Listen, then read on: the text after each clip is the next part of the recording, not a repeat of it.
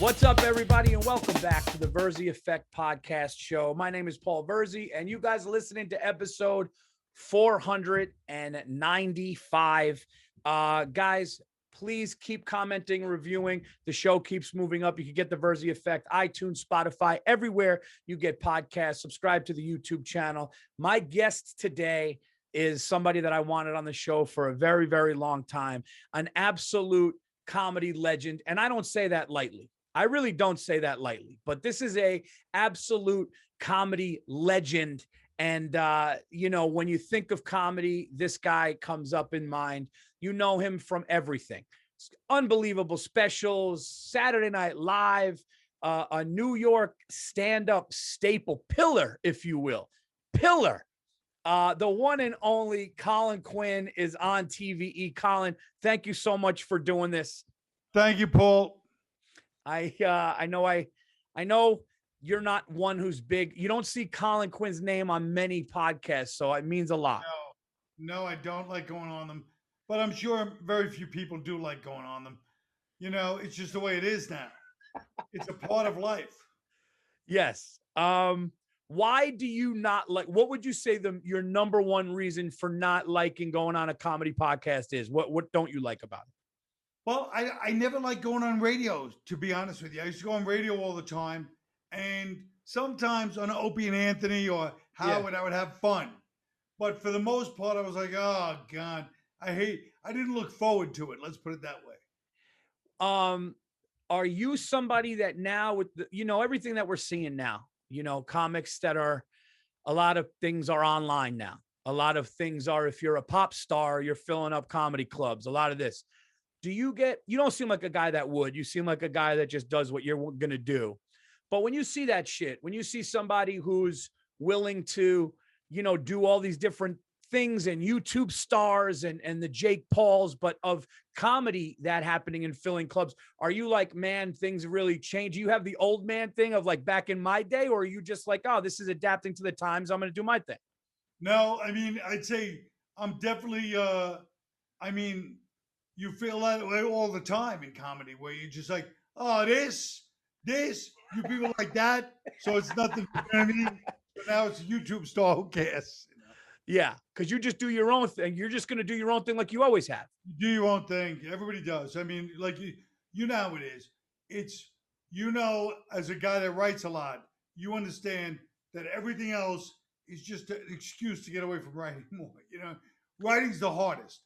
Writing stand-up is the hardest. So everything else that can get in the way is something because the fear of writing is a confrontational thing, Wow, that's an interesting way to look at it. It's almost like lazy putting in the work a little bit, or procrastination, whatever it may be. Right, because my favorite thing is talking comedy. We talk comedy, this. Then you have to go on stage, and it's a whole different ball game. So all my theories will be like, comedy, you got to figure this. Once you're on stage, it's like a wave hits you. You're like, and then you just, you're doing stuff you wrote 30 years ago. Yeah. You're doing, some fake hack joke, that's, shit just happens, That's the reality of it. All this shit gets talked, and then you're sitting, it's funny because I did an album and then I did a special, and I just started to notice a progression. And then right when I was like, man, I'm really like finding my voice and things are getting good, now all of a sudden we're in this other world. But I want my next special to continue to move up. I just adapted to do both. I'm going to do my podcast. I'll do other people's, but for me, Absolutely. It was always stand-up comedy. Always. Of course. And your special that I saw was great. I don't know if that's what you're talking about, but it's great writing too. And great, I hate to say great writing because I hate when people go, that was a great writer. It's like, oh, shut up. You know what I mean? But I do, but it was. And so I know it's good. I know but a lot of people, they're great. And then they just go, that's all I got. And they don't, but that's how they feel. No, coming from you, that means a real lot, Colin. But like for me, it's like, having people and my peers and my manager go, wow, this next one, the one that I'm about to put out, that's the best thing you've done. That's like, I got in this business because of Eddie Murphy. I got in this business because of Carlin. I got in this business because I was storyteller. You know, my parents moved a lot, so I always had to get acceptance from new friends. Right. And they would, oh, watch Paulie tell this story. I would tell this story. And like, that's so this, I love doing a podcast. I love that I'm sitting on my podcast. I got Colin Quinn on here. We're shooting the shit. We're having a good time. But again, doing that new bit that's going to be in your new hour, nothing trumps that. No, because it's such a crazy thing to like think like I'll write a bit and I'll be like, I know what this is. And then you go on stage and you go, oh, I don't know what this is. I have no idea what this is. And it drives me crazy. But the audience is such a collaborator in our thing, much more than music or anything. They are almost like almost a co-writer. And I don't want to give them that much credit because I have a few people who think they're funny. They come up to you and go, hey, I'll help. It's like, I don't mean a co-writer in that way. Let's say editor. They're brilliant editors. Yes. I wanted to ask you this question because you've done so much. And then I want to tell you a story about that I think you're going to remember, which was amazing. But out of all the things you've done from Saturday Night Live and stand up and everything, is there one thing that like you can say from your whole history and your catalog that was like, man, that's the most thing I'm proud of the most? Like, that's the one that if they could never take from me. Do you have one? Do you have something that sticks out? Yeah, I have two, which is Irish Wake, which was my family show that was never recorded. This is back in the days. Can you imagine something not being recorded? Literally, we did it. We ran it for months, and we didn't record it. It was on Broadway, and they wouldn't let us record it. So this is in the 90s, you know, and that was a family thing. My whole family saw it. They were laughing and crying. So that was like a big one for me. And the audience loved it too. But I mean, that was a big one. And then New York Story just 4 years ago. Yeah. That was my baby. Yeah. No, man, like you're just one of those that like you keep going and you're wise and you get wiser. It's like a good wine, but you were always good, but you're just one of those that let's just put it this way. I'm glad the heart didn't take you. Yeah. And you really do, man. You look good, dude. I feel all right. But what's the story you're going to tell me? Well, what do you think I'm going to... You look good. I feel all right. Go. No, here. I love giving comics compliments on the show because they just can't handle it. Yeah, go ahead. Yeah, there's one time I was working with this old Irish singer, Colin Quinn, and she goes, Irish people don't take compliments. She goes, here's an Irish woman taking a compliment from her husband. He goes, you look beautiful, darling. She goes, shut up. That is so, yeah. I had Norton on. Norton came on the show, and I go, you know, you're just so underrated. I said something, and he was looking away. He couldn't even look. And I said, I just want you to sit in that for a second. He was laughing because you can't say something nice to a comic without them putting their head down and feeling, oh, shucks, like we don't deserve it. Well, it's also because we don't like, which is a good quality, we're not big on sincerity. And that's what's good about us. Right. That was so great. Here's the story. I was 2 years in, maybe a year and a half in. I'm drinking with a buddy.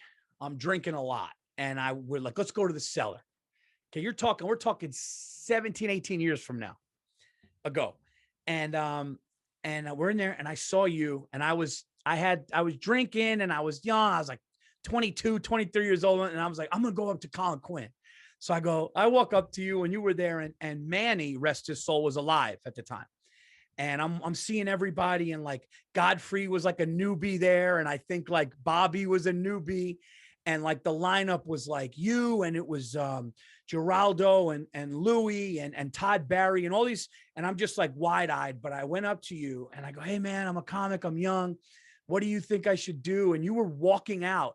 And I started to just walk with you and you were like, and you're just, and you weren't a dick, which why I always was thought about how cool that was. But you go, just go up anytime you could get up, do all that stuff. And I think you were going down to go on stage. And I've never seen a comedian do what you did. what you did is I go down. You went on stage down at the cellar, and I went in and I watched. And as you're on stage, you're talking to the crowd. There's a drip from the ceiling, and it's just dripping. And you told a joke, and it went past your head, and you look, and finally you just go, this fucking thing. You addressed it, and everyone started laughing. And Colin, you took a glass and you held it up to the drip, and the drip got into the glass and kept going, and you stayed there and finished your set. You finished your set with the water going in, and the shit you were saying was so good, and you had the people so into it. I think this might have been like it might have been around Tough Crowd was going on or something. And I'm going, oh, he's going to take it down. And like, you never did. I think you did bits with it, and they like ignored the fact that your arm was up getting the drip, and you did that. And that was like the first time where I was like, holy shit, like this, what you're saying trumps everything. Like if you're saying something that's heavy and deep, there could be a fire behind you. And I never forgot that. That's good. That's it. But you bring up an interesting point. When you were telling that, it reminded me of one time I was doing a college gig in the 90s, and we were doing this little basement, me and my friend Mike, who died, and the lights went out, but the mic worked perfectly. And I was like, wow, how is this show going to go? They can't see us. And the show went great because the mic. Wow. With all these people scattered in this room, and nobody could see, but they could barely see. And the whole place was just dark. But because the mic worked, I was like, wow, with comedy, they're so interested in what you're saying. Yeah. You can really, if you commit to it, that's probably why I had the faith in doing that, because if you know what I mean? Like if I made a joke about the drip, that's fine. But if you did your whole set about the drip, they're like, hey, we didn't come to hear somebody we get it. Yeah.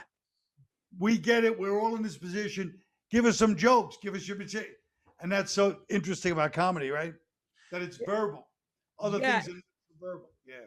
And the thing that I learned probably like in the middle, like when I was 6-7 years in, is staying in that uncomfortable silence. Yes. Like if you're because, and I think East Coast guys, because Bobby and I have this thing when me and Bobby talk sports, it's that fuck, what the fuck you Bob up, and it's like that. I think sometimes when you're yourself on stage and you're going, that can happen. But if you can slow down, and I learned that like standing there in a silence means they're actually listening. It's a good thing. Right. Well, look at Chappelle.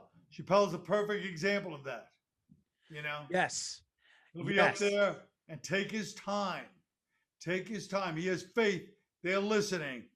I'm saying even before he was Chappelle, that he would do that. Yeah. Like being able to be poised like that. Yeah. And just stay in the pocket and just know, because we got to be funny or someone's going to get upset or we're going to bomb. Right. I've always been like that. Yeah. Yeah. When you got into the business, you got into it in the 80s, right? You got into the 80s. Who were the guys, were you trying to, was it an Eddie Murphy for you or no? Well, I started in 84, 85. I was actually bartending at the comic strip when Eddie Murphy came in at the height of Eddie Murphy in a white leather suit and just walked there. And you could tell even though he was in the white leather suit and he's a superstar, you could tell he was like a real guy. Like he wasn't like a snooty person. Yeah. Yeah. No, that's like for me, I don't even say this is because he looked at the bartender and he's like, hey, there's 50 people. And he goes, hey, and just says hello to everybody. Like he wasn't like a stuck-up guy, even though he's the biggest celebrity in the world. Yeah, well, he had like a down-to-earth quality about it, which, you know what I mean? Yeah, well, the first manager I ever had is somebody I'm sure that you know. First manager was Tony Camacho. Sure, I know Tony, yeah, of course. And Tony told a story about when he was booking Rascals in New Jersey in the height of Eddie Murphy, when Eddie Murphy was like all the way. Eddie called up and said, hey, do you think you could give me some time? And Tony goes, Yeah, but it goes to what you're saying. It's like Yeah, that's and yeah, that makes me love him even more. yep. That down to earth, like That down guy. to earth, even though it's just, the last thing you think of with him is down to earth because he was such a star, but he was down to earth. Yeah, that's like he's the one. I've been around everybody. He's the one that if I was ever around Eddie, that would fuck me up. That would be like, Now, no, that happened. It's funny because I wouldn't know what you're talking about because most famous people, I'm just like, I was just never like that. And then I was auditioning for something. This is in the 90s. You go on audition, you meet all these people, and I walk in the room, and uh, Sidney Poitier was in there. wow. And because I was a little kid, he was the biggest star in the world in the 60s. Wow. Kid, biggest star. And I was like, huh, and I couldn't, I was like stuttering. It was just crazy. And it was because it was Sidney Poitier, because I knew him. Anybody 5 years younger than me would be like, who's this guy? All right, he was in a few movies. But Yeah. your age really does matter for that stuff. Yeah, yeah. My dad took me to see Raw in theaters with my brother when I was Yeah. 10. And that's when he had the blue and black suit. And that was Right. like, and it was rock star. Like the limo pulled up, it said Raw on the license plate, and it was just age. But that's what's so funny about him. He was this rock star, but he was still down to earth, right? That was so strange. Um, when Well, you watch comedy, like when you were like in the 80s and 90s, so when you right. were doing it, but you were watching it, was there something that you wanted to, was there like a type, or you were just like, I like all of it? Like you'd watch Stephen Wright, obviously, and you admire that. But when you would watch Carlin, were you like, I'm gonna do more of that, or you were just like gonna fall into what you do? No, I mean, I watched Priory. I grew up in Priory, Carlin, like anybody my age would, and and they were the, but I never wanted to be like, I, I always wanted to get to where I finally got to, where I felt like I could write, I could make a joke about any subject that I set my mind to. That's what I wanted to get to, and that's what I Oh, think I got to. Of course, I just jinxed myself now on the right subject. I'm just saying that was my goal. My goal was to write because when I started, like everybody in comedy, yeah. I couldn't figure out. I would come out. I would have to write all the time to accidentally hit the funny thing. So, right, like Right. I'm saying, okay, this happened to me today at the store. It's so funny, and you write it down. It gets a little bit of a laugh, but you can't figure it out. So now I feel like after all these years, all these thousands of hours of writing, I understand how to figure it out and make Yeah. it fun. Just make it funny by normally just talking about it instead of hoping No, you by find writing it. it. Yes. Sometimes normally, sometimes joke. I'm not saying there's one way of doing it. I'm just saying I figured out how to take anything, like I say, historical stuff, anything, and if I just focus and write enough, I'll figure out how to convey what I think is funny about that. Yeah, and it took decades, right? Fuck decades. Yeah. Yeah, dude. That's like it takes when they say finding your voice and being the funny you off stage, on stage, to where you almost don't, not that you don't care, but you're just like, I know that I know how to construct funny. Yes, yes. And even with all of that, like we said at the beginning of this, you're still going to go up there, and the crowd's like, no, no, no, it's over here. You're over there. But that's part of the journey too. That's fun, which is like, Yeah. oh man, just when I think I figured it all out, they're like, no, no, no, no, no. You're on the right track, but that's the thing. Wow. Yeah, I never even thought of it like that. Like they're almost trying to lure you there and you're trying to find it, right? At the same time? Yeah, because they're there to laugh, but they're like, okay, we love this, but if you don't present it correctly, then you're gonna have to go in another direction. You have to present it right, you know. Yeah. Wow, that's And I how many guess times, yeah, how no, many go times ahead. have you done a bit that kills, and then you put it Well, after some other bit, and it just doesn't work after that other bit. yes. Well, this is something interesting that I want to ask you because I honestly feel like I'm talking to a Jedi right now.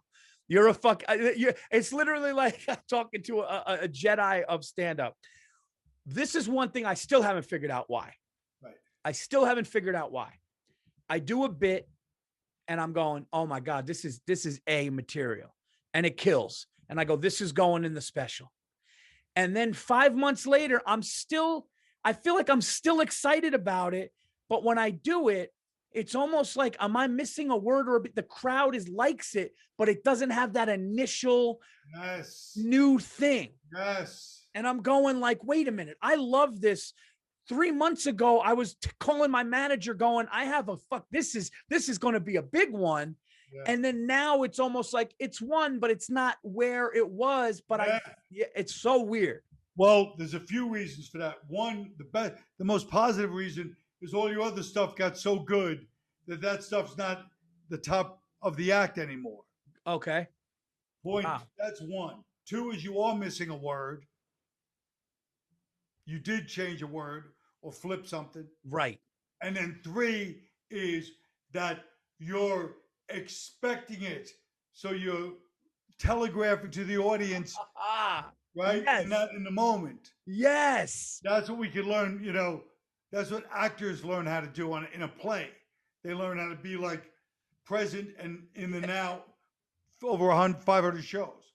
So I'm like this. I'm getting to this. We know this is funny. I'm moving to this next bit after this. Yes. In my head. Yeah. Because like, whoa. Don't throw this bit away to us because you're thinking of your next bit.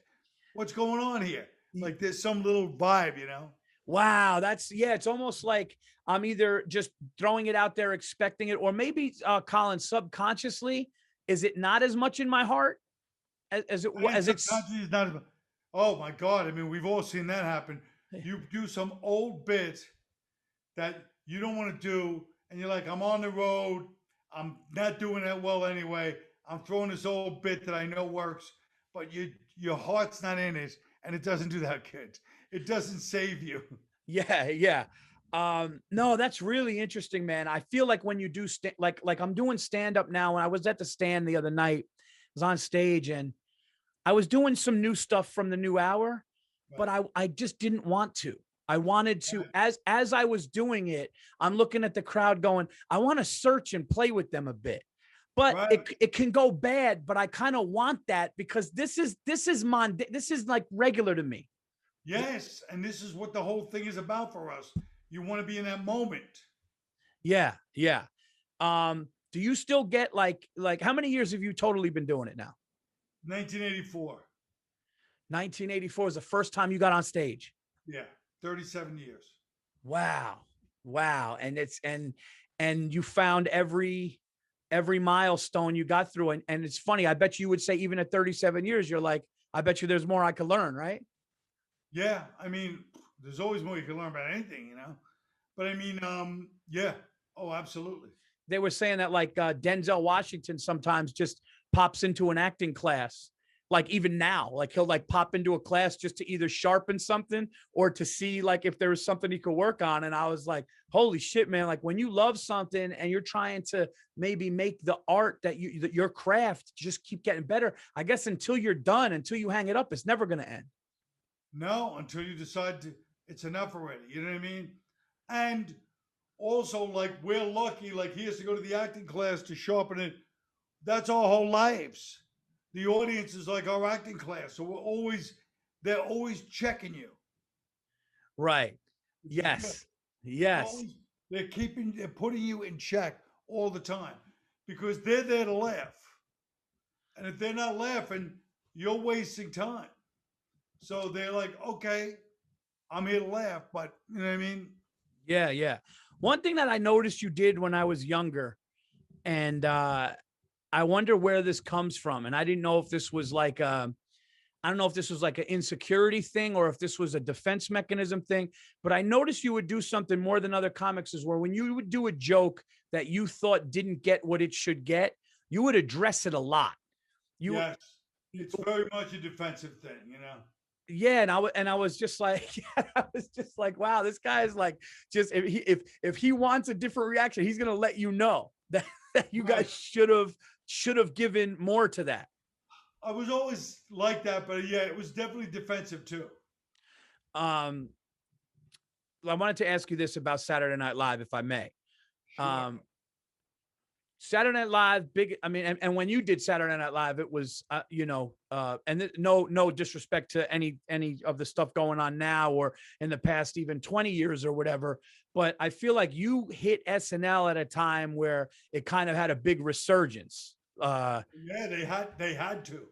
Yes, it was like and you were doing Update right now. Was Update the only thing you did or no?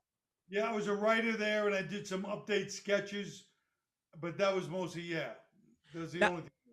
and when you auditioned for Lorne, you auditioned doing stand up or Yeah, oh stand up. you did straight stand up.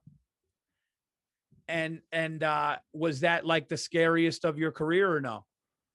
No, because I was auditioning to be a writer when I did stand up, so I was already old. So I didn't give it. I didn't think in those terms, you know what I mean. But I did bomb pretty badly. Here's the truth about stand up.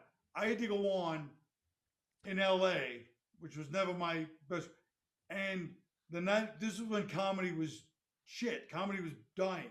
So they would bring in groups that they would almost like pay to.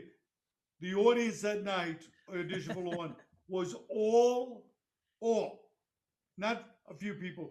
The whole audience, 200 people, were 15-year-old kids from a camp, from a summer camp. What? Are you serious? Like a bad prom crowd, yeah. Oh my God. See, And my act is not going to do well with that. but wait a minute. I want to go back to this. Colin, you bombed in front of Lorne Michaels and got the gig? Yeah. Because he goes to his people. He's a good writer. Oh. And Lorne even said it to me. He goes, "Yes, yeah, I remember that night. You kept a couple of other people's careers alive for a while with that one. You remembered the bomb." Why is it that every time I talk to somebody who did SNL, it's always, I mean, it's almost never. I think one person was like, I wish I could have that writing job again. Everybody else is like, it's cutthroat, it's anxiety driven, it's political. Well, because that's what everything is. Yeah. Yeah. Why should SNL be held to a higher standard than anyone's job in America? That's what everything is. You talk to any of your friends that are a cop, and they'll tell you the same thing about their job. You talk to anybody who works as a teacher in the Board of Ed, and they'll tell you the same thing. But everybody wants to put SNL on this pedestal, like it's the one place where there might be some political shit going on. Right. Right. No, I totally get that. Every TV show, everything. That's how life is. Colin, what do I know you've probably been asked this 100, but I can't have you on my show, especially you, and not ask you this.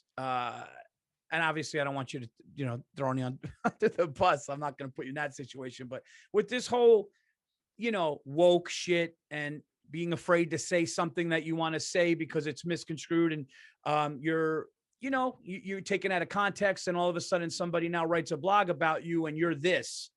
I've talked to comics that are like, you got to be careful. And I've also talked to, peers that have said, say what you want. I'm of the mindset of like, look, if I find it funny and it's a joke and I'm joking around having fun and it's not for shock value, I kind of stand behind the joke, then I'm just going to say it. Then there are people that are like, no, you do need to be more courteous to groups now and stuff like that. What is your take on this whole thing? 37 years of stand up. And is this the worst you've ever seen it as far as being able to say what you want? Oh, I mean, it's ridiculous. You know what I mean? But my take is, which I tell people, is that the fact that it's somehow been categorized, somehow people have put it to this where it's like punching down, for example. It's not punching. It's comedy. It's play fighting. It's not punching. Right. So the fact that people go, "Oh, it's punching down." It's like, whoa, whoa, whoa, back up. First of all, and automatically you're like, well, punching up is not punching. So already you're coming from a fake place. Right. Like calling it punching, and we all go along with it like punching. It's not punching. Right. It's playing. You're right. It's play fighting. Right. Wow. Yeah. Yeah. Yeah. So So, that's my opinion on comedy. um, what's next for you, man? What are you working? Are you working on anything? I'm always working on 10 things, but whether they happen or not, you know what I mean? Like I have so many things that I'm always like, hey, this thing, and it's always these, you know how it is. You work on these things and you're like, this looks pretty good. I don't usually say, I don't get my hopes up, and then you're like, oh, I shouldn't have got my hopes up. So, you know what I mean? It's the same old thing. You seem like a guy that definitely your mind is going a lot. Like, yeah, I write all the time, man. Yeah. And, I did mine differently, Colin. I got married. I've been with Stacy from 23 years old. We started dating, and, I actually dated her. I dated her best friend in a rival high school and didn't know her. Wow. So I was dating a girl in high school who kept talking about this Stacy from the rival high school, and it ended up being my wife. But people would say, man, it's got to be hard with 2 kids and being married. And I go, that's an excuse for comics that don't want to work. As a matter of fact, I'll be honest with you, when my son was born and my daughter was born, I'm like, oh, hey, now I have material because I'm a young kid in my mid-20s and I have babies at home. I have jokes.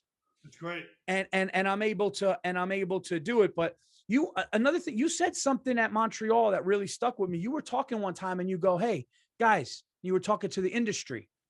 And I'll tell you why I brought this up. But you go, guys, when you see somebody, remember you said this, you go, when you see somebody and they don't do well, stop judging them on that set forever. You go, you got to watch that person again. You can't, and that's a good fucking thing you said, Con, because it's like, you can't watch me when I'm 24 years old going in at midnight and then go, oh man, that guy's got work to do. And then all of a sudden, the next time you see me, have that in your head. Yes, exactly. Well, that's where it's like anything else. You know what I mean?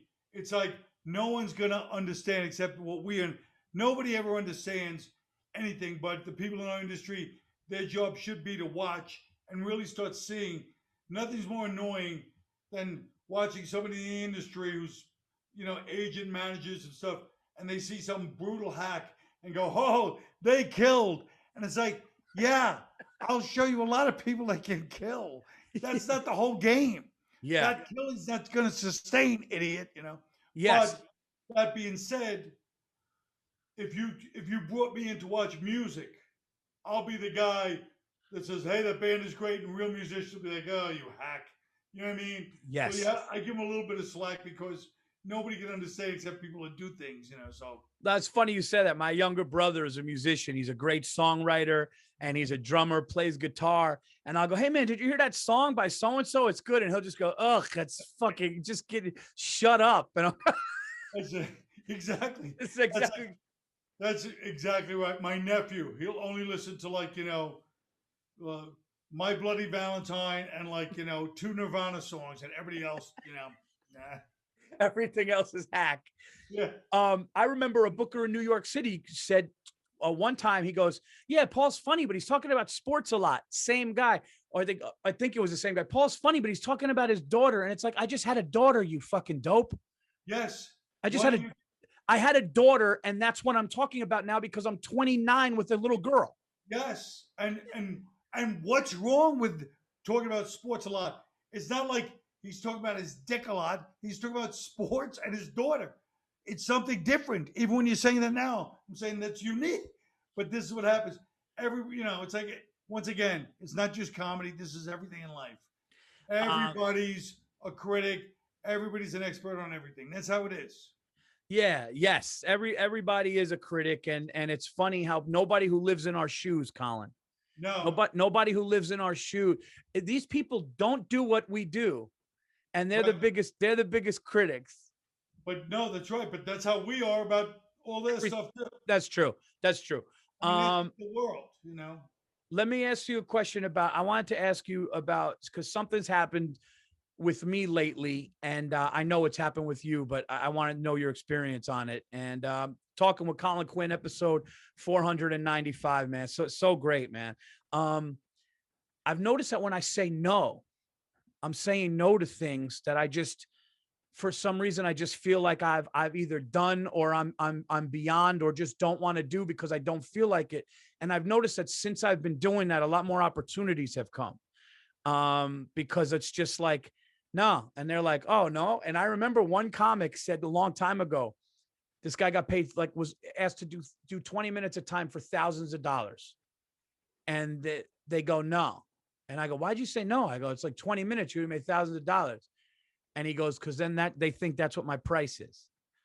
And I was like, oh shit. Yeah. So like, I noticed that we as comedians, and it's obviously different younger than when you're moving up, when you have a couple of hours under your belt and stuff, you obviously, but the self-worth the lack of self-worth because of getting into this business and hearing no so much is unbelievable.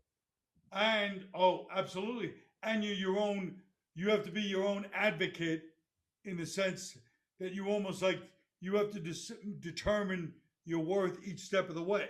So it's not like a job where they go, this is the salary. Right. So you have to determine every week, this is my salary, and agents and managers help with that, of course. But I'm saying, right, you have to be the person, like you said, that says no to certain things, or else it's, they're like, hey, he'll do it for that. Right. Like, oh, he's going to stay at 35,000 a year because that's where he's fine at. Right. Right. So you have to be, you have to be, I always say comedians are very tough.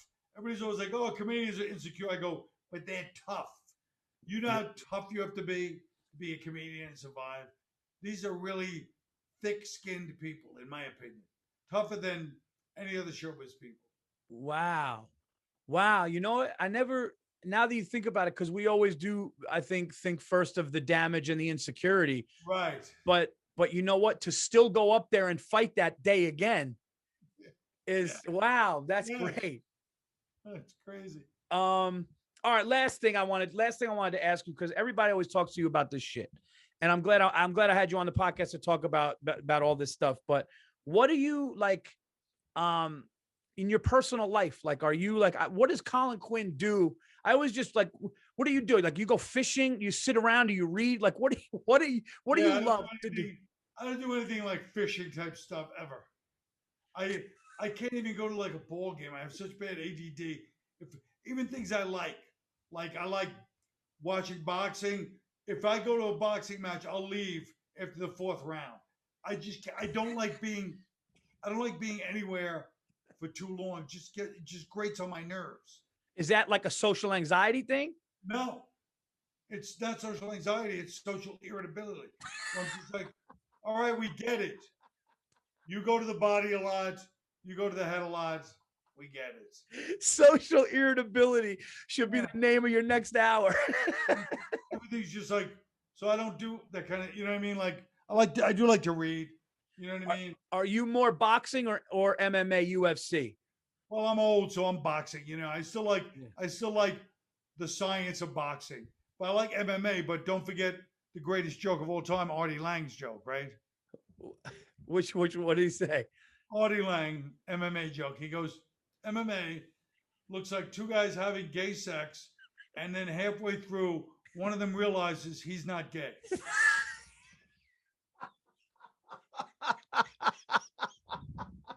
Oh my God, that's good, dude. Artie, man, that's such a great. It's so perfect. It's just one of. Oh, that is so perfect. I like boxing first myself. Do you? Because I think the science of it with just the hands, yes. I think Mayweather. We were talking about Mayweather, and a lot of people give him shit. I got into I have a couple of dear friends who are like, fuck that guy. It was never exciting and his stupid move. And I'm going, you don't understand. That's part of it. His shoulder turn and all of that stuff. Giannis Pappas had a great comparison where he said Mayweather's shoulder dip, where like you would miss him, was equivalent to Mariano Rivera's cutter, where it's like, it's coming. That he's good, but for some reason they couldn't hit him. Yes. And I'm not going to penalize a guy who's 50-0 and didn't knock everybody out, but was technical like that. Yeah, no, nobody could beat him. Yeah, and he didn't. And I don't really even think he dodged that many people. I think the reason why he didn't want to fight Pacquiao was they said Pacquiao was taking stuff, but he said at that time, he goes, as long as he drug tests. And Pacquiao's like, no, I'm not taking a test. Yeah, and he was yes, because he's not going to lose Pacquiao that streak. had gotten big that past year. No, he got big and he was beating the shit out of people. But he still let Jake Paul get to him. That's such a money grab. Can you believe that with the hat? Pull his hat off. Yeah, I watched that and I knew they set that up. They set that up. They're going to make $100 million. Yeah. He's going to fight his brother and make $50 million. Then he's going to probably fight the other one, make $50 million. This is coming full circle, Colin. This is what it's become now. It's become like, I mean, you have one of the best arguably fighters in the world fighting a YouTube star, and we're talking about it. Yeah. Yeah. I want that. What's next? We were talking about that earlier. If it's not podcasts, what's the next fad? If you had to guess, right. What is next? Podcast is right now. What's next? What's next? What would you say is next? What can it be? Maybe live like one-on-one shows where you just go to people's house and do. I swear to God, I was going, are we just going to go to someone's house now and be like, they're just going to rent us and they're going to have people in their backyard? Yeah. And they're going to be like, dude, I just bid. No, here's what it's going to be. It's going to be like a Shark Tank thing. They're going to be able to bid and they go, we just outbid. We got Colin Quinn. We got Colin Quinn for, 25 grand.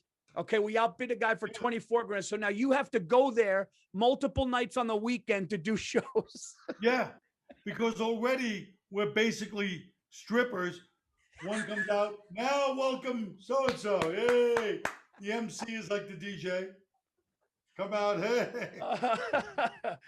Colin, man, I want to thank you so much for doing this, buddy. Thanks, Paul. I know, man. I was like that too. And then I was just like, you know what? Let me have fun with this thing. And but having you on, man, having a legend like you, and I really mean that, man. You're a legend, and it's an honor to have you on my podcast. And So anyway, guys, Colin, is there anything that they could find like of you, a website, anything? Yeah, I mean, they go to my website, colinquinn.com. And then they can watch Cop Show. That's my favorite, Cop Show. Oh, Cop Show, yes. Watch Cop Show, Bobby Kelly, Keith Rob. Yeah, watch Cop Show. Go to Colin Quinn's website. You're such a comic even still. After 37 years, you go, yeah, I got a website. I mean, do what you want. Right. Do what you want. I am a comic because me, you said, I was like, let me think of some dates coming up. That's all we think about is dates, right? Yeah. Now we got to think of the podcasts we're going to be on. Yeah. Speaking of dates, guys, I will be at Side Splitters in Tampa, Florida, May 20th through the 23rd. I will be at the Vulcan Gas Company in Austin, Texas, June 11th and 12th, and Wise Guys in Salt Lake City, the 25th and 26th of June. PaulVirzi.com, all the tickets. Subscribe to the show, rate, review, go subscribe to the YouTube channel. And this has been episode 495 with the legendary Colin Quinn. Until next week, I'm out of here. I'll talk to you guys soon.